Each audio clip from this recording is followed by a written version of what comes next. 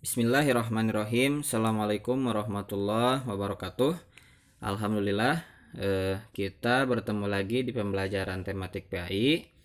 Di video kali ini kita akan melanjutkan bahasan sebelumnya, yaitu masih tentang kepercayaan dan adat masyarakat Arab pra-Islam. Nah, tujuan dari pembelajaran kali ini yang pertama, menceritakan keadaan agama dan kepercayaan masyarakat Arab pra-Islam atau sebelum Islam datang. Kemudian selanjutnya membiasakan perilaku disiplin sebagai implementasi dari pemahaman tentang agama dan kepercayaan masyarakat Arab pra-Islam dalam kehidupan sehari-hari. Nah, jadi dalam pelajaran kali ini Bapak harap kalian nanti bisa mengambil pelajaran ya, bahwasanya hanyalah agama Islam merupakan agama yang Allah turunkan melalui perantara Nabi Muhammad SAW untuk menyempurnakan agama-agama terdahulu. Oke, langsung saja ke materi pertama, yaitu tentang agama kemusyrikan yang dianut masyarakat Arab sebelum Islam datang. Nah, di antara agama-agama yang dianut oleh orang-orang Arab sebelum Islam datang itu yang pertama ada agama Majusi. Agama Majusi ini merupakan orang-orang yang mengagungkan atau menyembah api ya. Mereka menganggap api itu sebagai Tuhan. Mereka menganggap api itu bisa menyelamatkan mereka dari segala ancaman yang ada di dunia ini. Nah, agama Majusi ini banyak dianut oleh penduduk Irak, Bahrain, Yaman, Persia, Hajar dekat Teluk Arab. Nah, mereka menyalakan api yang sangat besar ya. Kemudian oleh mereka api itu disembah dan mereka pun memohon atau berdoa kepada api itu. Nah, itu merupakan agama Majusi yang ada pada saat itu sebelum Islam datang. Kemudian selain agama Majusi ada juga yang menganut agama Saibah. Agama Saibah ini merupakan agama yang menyembah binatang-binatang atau benda langit. Contohnya seperti apa?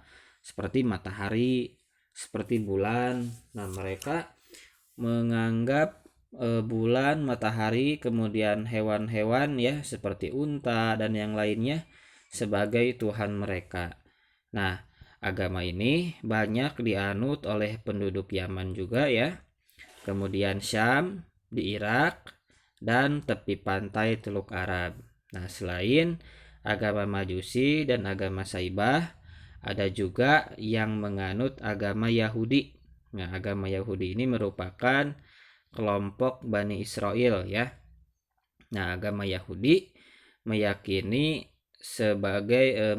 Uzair itu sebagai Tuhan. Lalu siapakah Uzair? Nanti Bapak juga akan menjelaskan ya. Dan selain ada agama Majusi, agama Yahudi, kemudian selanjutnya ada agama Nasrani ya. Agama Nasrani yaitu mereka menyembah Isa bin Maryam sebagai Tuhan. Sebelum Nabi Muhammad SAW dilahirkan ya, diturunkan di muka bumi ini. Nah, sebenarnya perlu kalian ketahui juga, Nabi dan Rasul itu memang yang patut kita ketahui ada 25 Nabi dan Rasul ya. Nabi sekaligus Rasul yang diutus oleh Allah ke muka bumi ini membawa ajaran agama. Akan tetapi kalau Nabi itu jumlahnya lebih dari 25. Jadi kalau Nabi dan Rasul, Nabi sekaligus menjadi Rasul ya, itu jumlahnya ada 25. Tapi kalau Nabi saja tidak menjadi Rasul ya, jumlahnya lebih dari 25, termasuk Uzair. Nah, Uzair ini merupakan Nabi Allah yang diturunkan ya, Nabi Allah yang ada atau hidup di kalangan Bani Israel. Nah, pada waktu itu Bani Israel masih memegang ajaran Nabi Musa dengan kitab Taurat ya, sehingga pada suatu hari terjadi peperangan dan banyak pemuka-pemuka agama di kalangan Bani Israel atau agama Yahudi ini meninggal dunia. Hanya satu yang selamat, yaitu Uzair. Kemudian Uzair ditidurkan oleh Allah sehingga 100 tahun lamanya, ya, karena Uzair meminta kepada Allah, ya Allah, perlihatkanlah kepadaku bagaimana engkau menghidupkan kembali orang yang telah mati.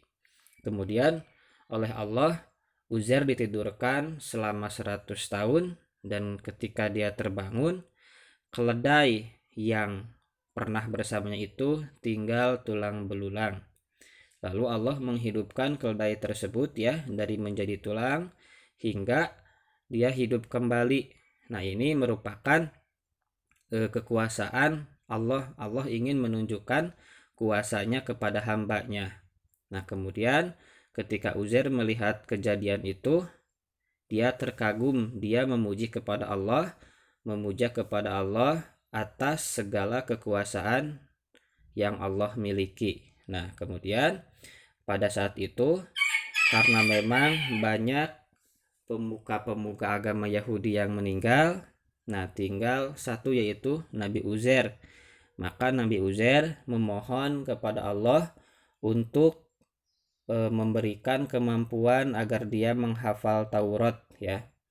Oleh Allah dia diberikan kemampuan sehingga dia bisa menghafal kitab Taurat dengan baik. Nah, akan tetapi ketika Nabi Uzair datang ke orang-orang Yahudi, dia berdakwah, dia mengajarkan kitab Taurat sampai dia wafat, ya. Setelah dia wafat, orang-orang Yahudi malah menganggap bahwasanya Uzair ini anak Tuhan karena dia bisa menghidupkan makhluk hidup yang telah mati. Kemudian Uzair juga hafal Taurat dengan baik. Maka orang-orang Yahudi ini menganggap bahwasanya Uzair itu sebagai anak Tuhan, dan mereka pun akhirnya menyembah Nabi Uzair, ya. Sehingga setelah Nabi Uzair datang Nabi Isa, ya. Nabi Isa membawa kitab Injil. Nah, agama Yahudi ini menolak kebenaran Nabi Isa sebagai rasul, sebagai nabi yang Allah utus dengan membawa kitab Injil. Nah, jadi dalam agama Nasrani pun sama, ya. Nah, ketika Nabi Isa ditolak oleh orang-orang Yahudi, ya, oleh Bani Israel, kelompok Bani Israel ini ingin membunuh Nabi Isa, ya. Tapi Allah selamatkan Nabi Isa dengan mengangkatnya ke langit. Kemudian Allah menggantikan murid Nabi Isa menyerupai Nabi Isa, hingga murid tersebut ditangkap oleh orang-orang Yahudi dan disalib. Nah, yang disalib itu bukan Nabi Isa, tapi murid Nabi Isa yang Allah serupakan bentuknya dengan Nabi Isa. Kemudian dia disalib, dan agama Nasrani menganggap bahwasanya Isa bin Maryam, ya, atau Nabi Isa itu merupakan anak Tuhan yang akan menyelamatkan mereka. Nah, itu merupakan kesalahan agama Yahudi dan agama Nasrani. Padahal kita juga meyakini bahwasanya memang Allah telah menurunkan beberapa kitab sebelum Al-Quran. Akan tetapi Al-Quran diturunkan kepada manusia melalui Nabi Muhammad SAW sebagai penyempurna dari kitab-kitab yang telah Allah turunkan sebelum kitab Al-Quran. Nah, oke. Selanjutnya dari agama-agama kita beralih ke keadaan adat istiadat masyarakat Arab pra-Islam, atau kebiasaan, ya, kebiasaan orang-orang Arab pada waktu itu sebelum Islam datang. Yang pertama, mereka seling mengelilingi Ka'bah sambil membaca mantra, ya. Pada saat itu di dalam Ka'bah itu banyak terdapat berhala. Jumlahnya itu ada 360 berhala yang diletakkan oleh siapa? Amru bin Luhai, ya. Nah, berhala-berhala ini diletakkan di dalam Ka'bah, kemudian mereka sembah dengan mereka mengelilingi Ka'bah tersebut sambil menyebutkan nama-nama berhala yang ada di dalam Ka'bah itu, ya. Selanjutnya mereka juga sering bersujud di hadapan Ka'bah ya. Bersujud di hadapan Ka'bah ini menyembah pada berhala. Selanjutnya mereka juga sering menyembelih hewan atas nama berhala, mempersembahkan hewan tersebut untuk berhala, sehingga banyak ya bangkai-bangkai hewan yang mereka letakkan ya di depan Ka'bah. Nah, itu mereka persembahkan untuk berhala yang mereka sembah. Kemudian bernazar, bernazar itu berjanji dan menyajikan hasil tanaman untuk berhala. Mereka berjanji ketika mereka bercocok tanam, menanam sesuatu, apabila tanamannya subur, apabila tanamannya bisa dipanen dengan baik ya, mereka berjanji akan menyajikan hasil tanamannya untuk berhala. Itu sebagai bentuk ucapan terima kasih mereka ya, karena mereka meyakini bahwasanya tanaman-tanaman mereka itu bisa subur atas pertolongan berhala. Padahal sebenarnya tanaman yang mereka tanam bisa tumbuh subur itu merupakan rezeki yang Allah berikan untuk makhluknya ya. Kemudian mereka juga sering mengkeramatkan hewan ya, seperti ada kalau di dalam hewan unta ya, ada yang disebut al-bahirah, yaitu 10 anak unta betina dari seekor induk unta betina tanpa diselingi anak unta jantan. Nah, bentuk ritualnya, anak-anak unta betina tersebut tidak boleh ditunggangi, tidak boleh diambil bulunya, tidak boleh diminum susunya. Nah, jadi mereka sering mengkeramatkan hewan-hewan seperti itu ya. Kemudian ada juga al-azlam. Al-azlam ini mengadu nasib ya, atau berjudi. Jadi mereka membuat 3 anak panah ya. Ketika mereka melakukan sesuatu, mereka meminta undian dari anak panah itu, apakah dilakukan, apakah tidak, atau diam ya, tergantung anak panah yang keluar. Kalau anak panah yang keluarnya ya, mereka lakukan. Jadi mereka menggantungkan nasib mereka pada anak panah tersebut. Nah, ini disebutnya al-azlam atau mengadu nasib. Kemudian selanjutnya kebiasaan atau adat masyarakat Arab Islam yaitu percaya pada ramalan. Mereka juga sering bertanya pada orang-orang pintar seperti dukun ya, menanyakan nasib-nasib mereka. Jadi mereka masih mempercayai pada ramalan-ramalan yang dikatakan oleh seseorang. Nah, itu merupakan di antara adat istiadat atau kebiasaan masyarakat Arab sebelum Islam datang. Nah, hikmah yang dapat kita ambil dari pelajaran ini yaitu kita harus meyakini tiada Tuhan selain Allah Subhanahu wa taala ya. Kita meyakini bahwasanya hanyalah Allah Subhanahu wa taala sebagai Tuhan kita, dan hanya Allah yang berkuasa atas semua makhluknya. Allah mempunyai sifat-sifat yang sangat luar biasa ya, seperti dalam ada 20 sifat wajib yang dimiliki Allah. Yang pertama wujud ya, wujud itu artinya apa? Ada. Jadi Allah itu meskipun tidak terlihat ya secara kasat mata manusia, akan tetapi Allah itu ada.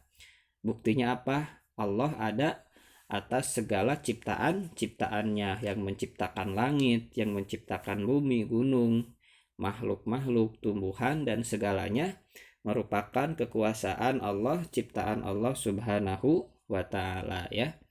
Kemudian hikmah yang selanjutnya, kita pun meyakini bahwasanya Nabi Muhammad SAW merupakan nabi terakhir yang Allah utus untuk menyempurnakan agama ya. Jadi memang pada sebelum Islam itu ada agama-agama dengan kitab-kitabnya ya, seperti ada kitab Taurat yang dibawa oleh Nabi siapa? Nabi Musa. Kemudian ada Nasrani ya, yang dibawa oleh Nabi Isa melalui kitab apa? Kitab Injil. Nah, Al-Quran ini merupakan kitab yang menyempurnakan dari kitab-kitab terdahulu. Nabi Muhammad ini merupakan nabi dan rasul yang Allah utus sebagai nabi terakhir, dan tugas Nabi Muhammad yaitu untuk menyempurnakan agama yang ada di muka bumi ini. Jadi intinya bahwasanya Islam merupakan agama yang benar ya, karena dalam Islam mengandung ajaran-ajaran yang menyempurnakan agama-agama sebelum Islam datang. Kemudian setelah kita meyakini bahwasanya Islam merupakan agama yang paling benar, maka kita harus melaksanakan amal ibadah dengan khusyuk sebagai bentuk penghambaan diri kita kepada Allah Subhanahu wa taala. Nah, itu saja materi kali ini. Untuk materi tambahan, kalian silahkan bisa baca-baca kembali di buku paket dari mulai halaman 156 sampai 160 ya, atau kalian juga bisa menambah referensi dari berbagai referensi seperti buku-buku lain tentang sejarah kebudayaan Islam. Itu saja yang bisa Bapak sampaikan. Terima kasih. Wassalamualaikum warahmatullahi wabarakatuh.